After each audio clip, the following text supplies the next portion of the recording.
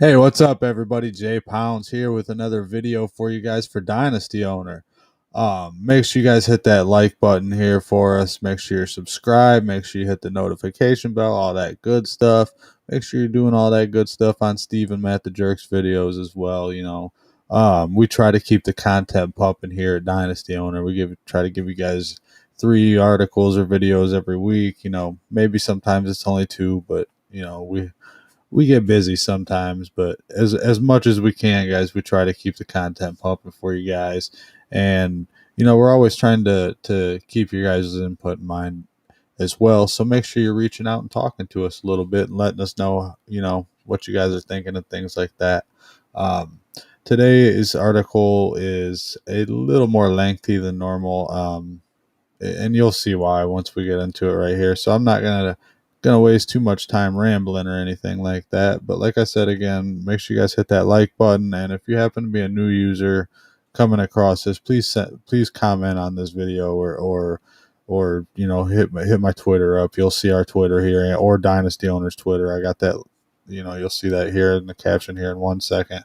But make sure you get a hold of one of us, and we'll get you walked right through everything. Or you can check the website out, dynastyowner.com. Other than that, guys, we're going to get right into things today. We got the AFC North buy, sell, hold. As you see down in the bottom corner, you'll see the Twitter handles as well if you need those. But I'm going to share my article here real quick with you guys. That way we can go over this a little bit together. And as you can see, we're starting out with the buy category, and the team is Pittsburgh Steelers. The first player we got here is Chase Claypool.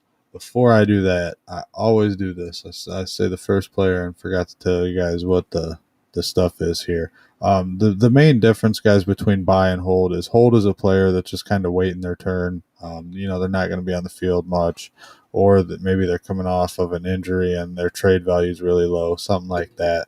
As to where a buy is somebody, you don't want to get rid of them if you have them, and you would like to go get them if you don't have them, basically. So that being said, let's go ahead and get right into it, guys. The first buy we got here, as I said, was Chase Claypool. Claypool exploded, man, in 2020. He was going in the second round of fantasy drafts. We didn't have any rookie owner or rookie dynasty owner drafts last year, but in normal fantasy, he was going second round all day long. He probably would have been late second in dynasty owner, I would imagine, maybe mid second, but I feel like more late second. But if the rumors I heard were true about him, he's born in Canada, and they just don't have football camps like they do here in America. So it really limited his learning ability, or he was behind by the time he got to college, and he's learning against collegiate and NFL talent, and he's getting better every year. So if that's the case, man, his ceiling is unlimited, and the dude's got massive upside if that stuff's true. But definitely go out and buy Chase Claypool. Number 2, we got Deontay Johnson, 2 years, $1 million. He just soaks up targets. He does have a little bit of a drop problem. But that happens sometimes to young kids. It's definitely fixable. It could have just been a a bad stretch. You never know. But he does get a ton of targets. I expect maybe the passing volume. Well, I definitely expect the passing volume in Pittsburgh to go down with Najee Harris there. But Deontay Johnson's still a buy. Talented kid, very cheap. He's going to be a value no matter what. At number 3, Najee Harris. He's going to be expensive to buy, but if you can get your hands on him, 4 years, $3.2 million, get your hands on him, because he is about to get a ton of work. This guy is basically, he's 250 plus touches guaranteed from what I'm gathering. Now, I know I usually tell you guys not to go out and get running backs during a rebuild, blah, blah, blah. But like I said, this isn't telling me you to go out and buy Najee Harris right now if you're rebuilding. But if you have him, I wouldn't necessarily get rid of him. He's just coming into his rookie year. And I just think you'll be all right if you hold on to him. He'll be prime time ready whenever you're about to start competing, just because he's just now getting into the league.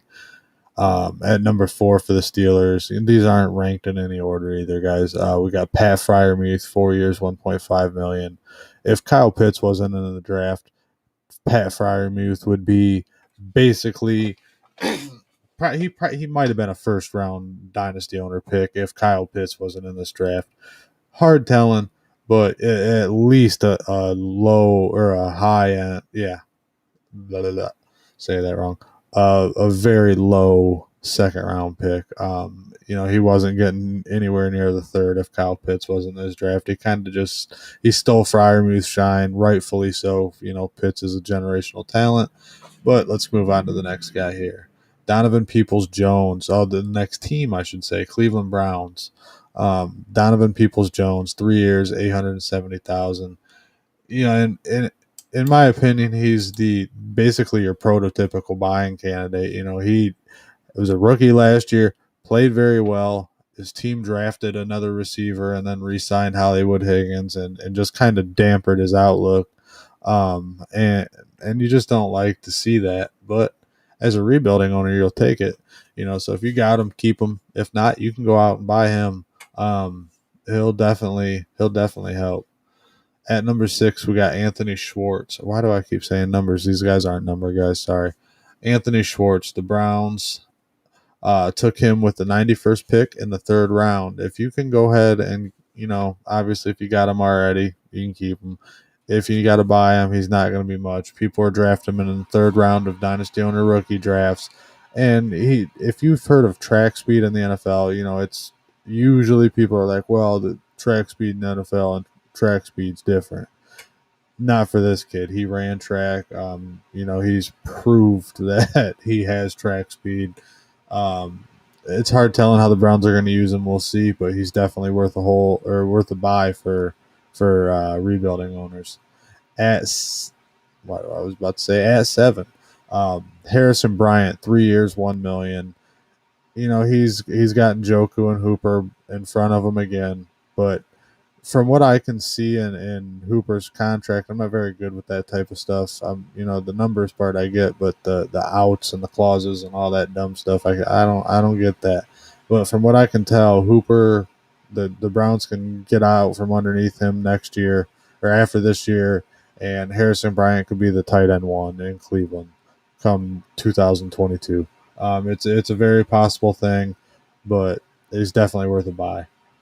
At 8. No, stop saying numbers, Justin. Or Jay. Oh,